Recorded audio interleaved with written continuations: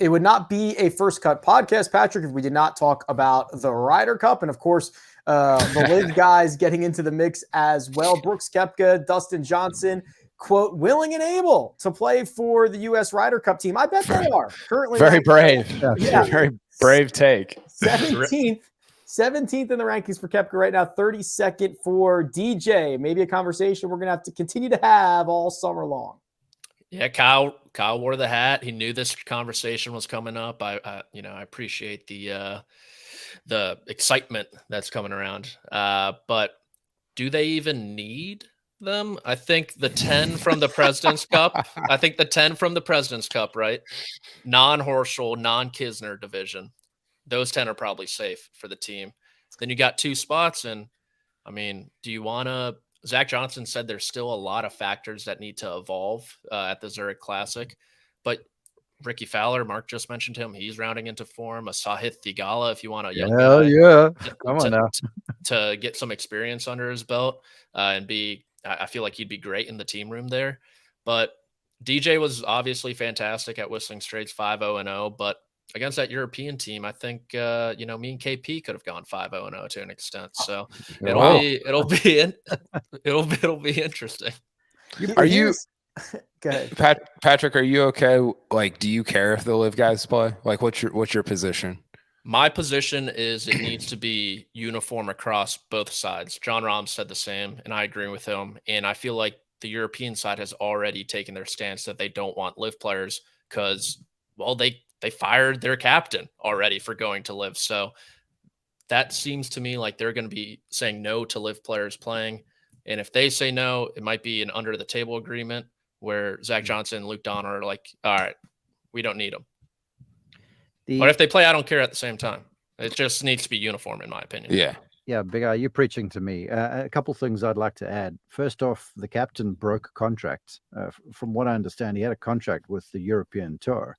And when Stenson decided to go to LIV, there was contract breach. And so the result was essentially inevitable if you're going by the letter of the law, Sia. And then with regard to the other guys, if you're still looking at this head-to-head and strength-to-strength, there are 2 things I'd like to point out. First off, if the Americans are looking to breed some newer players, I think it's the perfect time because you've got a somewhat scarred European Tour team right now, which isn't at full strength. So if you want to get some new players into the mix, I think it's a great time to blood a Sahith Theegala or Tom Hoagie or someone like that. Because, look, they've been playing great so far and they deserve a little bit of a look. And then just to build on the team room, there are very few American folks I know who are more patriotic than Zach Johnson. I mean, that guy bleeds red, white, and blue. So I hear your conversation about the inside the behind closed doors agreement, but I'm not sure. And again, this is conjecture, but the Zach I know, I don't think he'll be up for the addition of the LIV guys idea whatsoever. Here's the top 10 as it stands right now. Scotty Scheffler, Max Homa, Cam Young, Jordan Spieth, Sam Burns. That's top 5. Patrick Cantlay, Colin Morikawa, Will Zalatoris, I guess Will may or may not be ready, but I'm thinking not. Yeah, not. Justin Thomas, Xander Schauffele. So I guess that's technically 9 if we remove Will. No arguments that any of those guys are not going to be on the team, right? We're solid on those 9? Mm-hmm. Okay. Yes. Yeah. For sure. Yeah. Okay. So now we've got, let's call it 3 spots here. I can't believe we're doing this. The guy you didn't name is Finau. Well, Finau's currently 19th in the rankings. Okay. So yeah. So the next couple of guys would be Kurt Kitayama, Chris Clark, Sahith. And then you start talking about some other notables that could be captain's picks. Tony Finau is 19th. Ricky Fowler is 22nd. I don't know how far down we want to go, but it kind of gets us back, KP, to that question of like, do they need them? Right? The top 9 are locked and loaded. Find me 3 other guys. I don't. I mean, it depends, right? It depends on how the next 3 majors go. Because if Brooks does what he did at the Masters, at the US Open and the Open Championship and the PGA, and he finishes in the top 10 or top 5 in all 4 majors, I think you could make. I mean, the U.S. hasn't won in Europe in 30 years, so you need everything, right? You know, it's you don't. They're gonna have the better team no matter what, but you need whatever you can get, and I think I don't love Brooks being on the team, even if he's playing well, because I don't think he really cares that much to be there. I think he's just kind of does his own deal. So yeah, I don't know if you need them, but if somebody's top 10 in all 4 majors, I don't know how you can not take them, right? Unless the rules unless you just have an agreement or the rules just state, hey, you can't do this. So Brooks is actually the one, maybe even more so than DJ, that if he's playing great at the majors, you might feel an obligation to take him in that 11th, 12th spot over a Keegan, over a Ricky, over a Harris English or Russell Henley. Okay, I think it bears mention that they are eligible by the PGA of America's rules. This is Brooks and DJ and company, because they're members in good standing of the PGA of America until 2024. This was, again, some extension, I believe, of the COVID time. So they are eligible for selection because this event is not a PGA Tour event. But again, the PGA walk in lockstep with the tour pretty much. And so I'd be surprised if it did happen. But to your thing, Kyle, Brooks playing well in a few majors, warrant a selection. To me, the team room and the spirit inside the team room is more important than some guy that might get you 2 points and kind of ruin the vibe of the place, if you know what I'm saying. Because you've got Seth and you've got Keegan he was dynamite at Medina. I remember he was a guy waving the flag stick around at one stage there, playing alongside Phil. So there's plenty of guys you could slot in there that would be awesome for the team dynamic. And again, you give 1 or 2 youngsters a chance. Who knows what you find? Like we did with a Xander and a Cantlay combination, or something to that effect. I agree. I don't disagree with you. I just think if you're a captain and you take Sahith when Brooks finished 2nd in all 4 majors, and you get beat in Europe for the 70th time in a row, you're gonna have some questions. I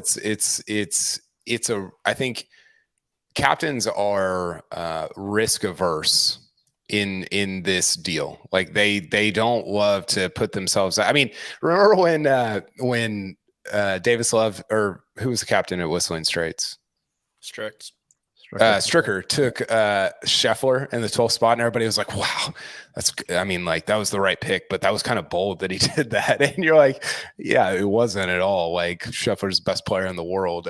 There's so much aversion to taking risks when you're a captain of any of these teams, that I don't know that, depending on how. Now, if Koepka falls off at the majors, like I kind of think he'll do, then none of this really even matters. Or if DJ doesn't play well, then none of it really matters, because I don't think that Zach Johnson will take him anyway. But it's going to be interesting if those guys play well at the major championships throughout the year.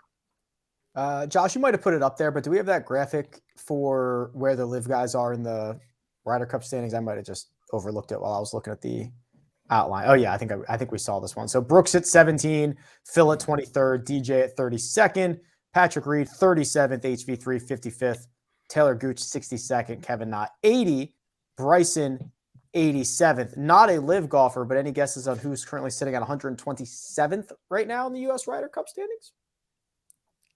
Akshay. Wow. Tiger Woods. Yes, Tiger Woods. Akshay's actually not. You might be close, Mark. Akshay's 147. Okay. Tiger Woods 127, right between Scott Piercy and Tyson Alexander. For all of you who like calling back to Stricker's selection of Scheffler, that might have been an all-time internet discussion between Kevin Kisner, Kevin Na, and I believe Patrick Reed were the 3 others. It was under consideration at the time. It was crazy that, and now it's just even dumber. And speaking of eye test, Mark, I was rooting for Stuart Sink, a 2-time winner that season, to make his way onto the team. But they still would have won. Yeah, they would have had 20 points probably. But I think picking Scheffler there was almost a sense of the new old guard of Spieth and JT. They have a pretty big say in who they're picking. Yes. And hence the read. I don't think he'll really gel with us as much as our boy Scotty.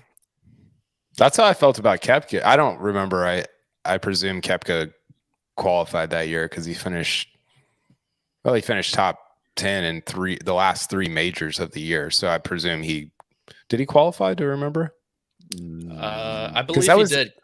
That was the year he had that not GQ, but that Golf Digest article where he was like, yeah, I kind of just do my own thing during the Ryder Cup. And you're like, cool, man. Like, Rick is, it's awesome. Rick, as far as my memory serves me, and that is fallible. I don't think his record is that good in the Ryder Cup either. I'll look that up, but he did qualify for that team. He was 4th in points. The qualifiers were Colin, DJ, Bryson Brooks, Justin Thomas, Patrick Cantlay.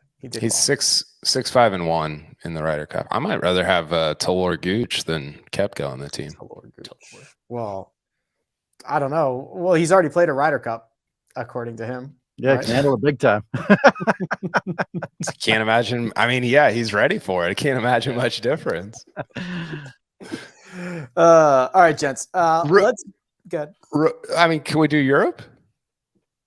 Oh, okay. I'll talk about Europe. Yeah. It's hard because you some from the world rankings and some from the TP world. Yeah, it's goofy, but I'll just read their top 12 on the Data Golf rankings. Okay. Rahm, Rory, Hovland, Fitzy, Hatton, Rose, Fleetwood, Noren, Paul Casey, Shane Lowry, Aaron Rye, Jordan Smith, and if you don't like Paul Casey or if you don't think Casey will make the team, Rasmus Højgaard comes in 12th. Okay, well, if you're looking at the Ryder Cup websites, Euros go Rahm, McIlroy, Yannick Paul, Victor Perez, Shane Lowry, Alex Noren, Adrian Otegi, Fleetwood, Campillo, Rasmus Højgaard, Bob McIntyre, and Antoine Rosner at 12. Hatton's 13, Olsen's 14.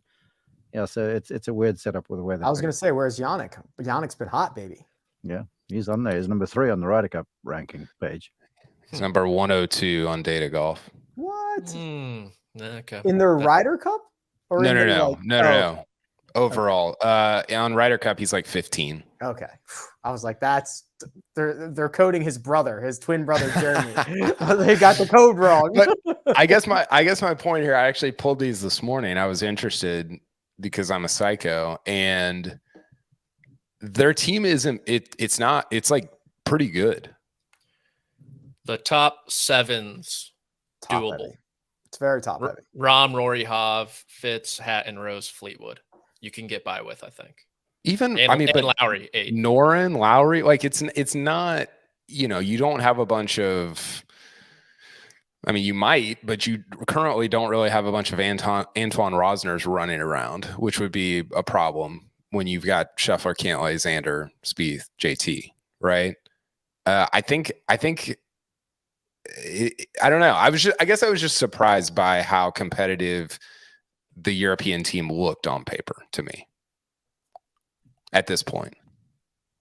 Yeah. Well, I think bets will be sort of off because they'll set up that Marco Simone golf course like they did per Le Golf National in Paris, where the fairways will be narrow, the rough will be high, and the greens will be slow.